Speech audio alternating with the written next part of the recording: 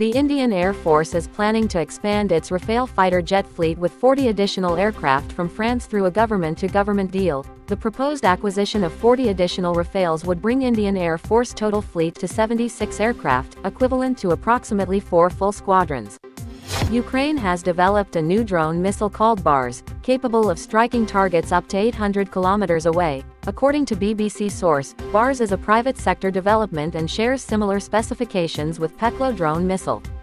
The U.S. State Department has approved a potential $120 million sale of TH-73A training helicopters and support systems to Government of Philippines. The purchase is designed to bolster the Philippine military's aviation training infrastructure as part of its ongoing modernization effort.